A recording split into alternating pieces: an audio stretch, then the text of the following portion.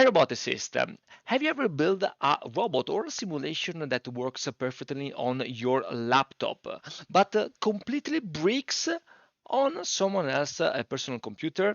This is something that happens me very well when I support students for my masterclass, and this is because there's going to be some missing dependencies, wrong ROS version, broken Python packages, and I know that this is a nightmare that every roboticist knows too well. So today I'm going to show you how to solve this problem once for all with Docker, and especially Docker with robotics.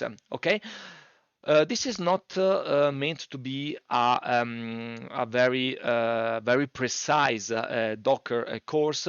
In YouTube, there's a tons and a lot of tutorial that explain you very well and better than me.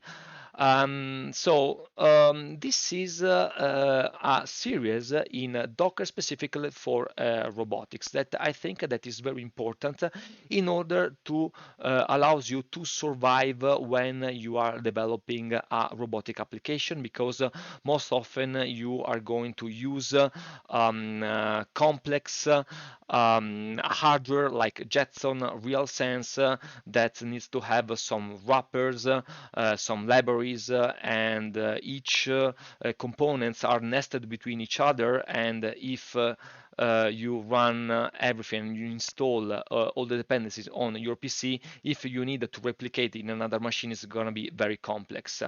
Okay, so I try to keep the thing easy. I'm not going inside the detail of Docker. I just want to explain the basic things that allows you to use Docker for your robotics application. Okay, so before we start, if you love building a real robotic application or industrial application and you want to grow your skill in ROS2, artificial intelligence, computer vision and simulation, make sure to subscribe to the channel, and it really helps me to support the channel and prepare this content. Okay, so now let's see the problem in robotics today. My robot works in my laptop, but in my clients not. And why? Because it's going to miss dependencies, etc. What we have already seen before. Okay, so maybe your simulation run fine in your Ubuntu 22.04, but it crashes on Ubuntu 20, or maybe Gazebo works in your workstation and not in the Jetson at deployment because you have missed some environmental variable, etc. And if you're going to develop an application for your clients and then you need to distribute this application, this reproducibility is going to be a big challenge. And deploy in a real system, and especially in a hardware that is very complex to set up, it's going to be a nightmare. Especially, and we will see probably in the next videos if we are going to start a series in Jetson, okay? And Jetson Ori Nano, RealSense, etc. By the way, put a comment down below if you want me to make tutorial on a Jetson and how to run Isaac ROS inside with Jetson. So why Docker is very useful for robotics? And here is where Dockers come in. So it's supposed to solve all the problem that we have said before. So Docker gives you a consistent environment across developers and system. So you can roll back to working states easily. So you can deploy a same robotic application on an edge device like a Jetson or Nano, and exactly it runs on your laptop. And this is also enables CI and C and devs operation for robotics, meaning continuous integration, testing and deploying, because every engineer is running on the same system. Okay, But what is Docker under the hood? Okay, so I know that you have seen this slide a lot, so I'm not going to the detail, but things a Docker container like some kind of virtual machine. So you might have experience with the VirtualBox. VirtualBox is an hypervisor, okay, and that put into communication the hardware of your host with a virtual operating system. And in order to run that, it's going to be very heavy, okay, because you need to install an ISO image of your operating system like Ubuntu, and then when you run this, you are going to use all the install ROS2, use the app on this layer. But you can see here the problem, right? And each application it's very hard, and it's very hard to and is very heavy to make it work. Okay, so here is how the Docker containers works. So Docker container is a container, so an environment that is an isolated process it has its own file system, dependencies, and packages, but it's all powered by the same Linux kernel. So meaning that the Docker and all the application that runs on top of the Docker daemon, that is like the hypervisor, is sharing all the host operating system, and in particular the kernel of your operating system. So in such a way that the communication layer between your app and the hardware of your host, it's done very easily and in a light way with respect of the virtual machine. Okay, don't worry about that. We are gonna see example in the next video. So here are the core components of Docker. Let's break it down. So we are going to have the command line tool that you use every day.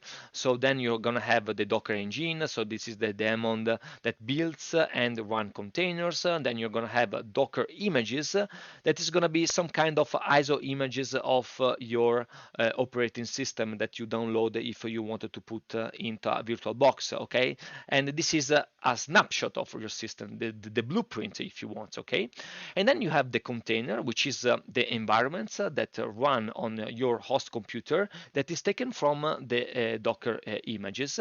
And then you're gonna have a Docker Hub. It's like, think about a GitHub, and this is a cloud repository where you can store and share your images. So here's a wrap-up. So when we run a Docker container, it's taking the image, the blueprint of your system that you can run Ubuntu 20.04, okay, which is a container inside, for example, an operating system of your host that is going to be Ubuntu 22.04, okay. How it can do that? Because the Docker daemon is an interface, is making an interface between the container, the application layer, and the host operating system kernel, okay? So in order to understand this concept and the limitation, let's talk a little bit about the kernel, okay? So the kernel is the heart of the operating system, so it manages the hardware, memory, and processes. And the Docker containers all share the same kernel, which makes them fast, lightweight, and efficient, perfect for robotics. Okay, but this is another drawbacks. Okay, so that you roboticists probably don't figure it out very fast. And since that the Docker daemon is an interface between the kernel and your application layer, every container is created by taking into consideration the kernel where your application needs to run. Because the communication between the layer and the kernel can change if the kernel is different, and especially the hardware infrastructure of the system that you want your application run. Okay, so this is a key thing here. That's why you can't run a container that is developed in using a workstation, a PC environment in a device that is a Jetson, for example, that has a completely hardware architecture which run on a ARM64. Make sure that if you run a Docker container in a specific system, like a Jetson, for example, or a edge device, you need to use a container that is developed using the same hardware architecture. Otherwise, it won't work. You can't use a Docker container that is developed on top of an x86 hardware infrastructure in a Jetson because it has a completely hardware infrastructure architecture. As a sum up, that's a big picture. So Docker solves one of the biggest pains in robotics, environment inconsistency. In the next video, I'm going to show you actually how to build your first ROS2 container for simulation and deployment step by step. So if you have found this useful, hit the like button, subscribe, and turn on the notification so you don't miss the next tutorial. And if you want to make a step further in your robotic software engineering competencies, have a look at this masterclass that is specifically designed for engineers, entry level, that allows you to bring from zero to expert in ROS, developing industrial robotic application with computer vision integrated. So feel free to check the curricula and reach me out if you have any comment on that. Again, thanks for your attention, and as always, keep learning robotics with ROS.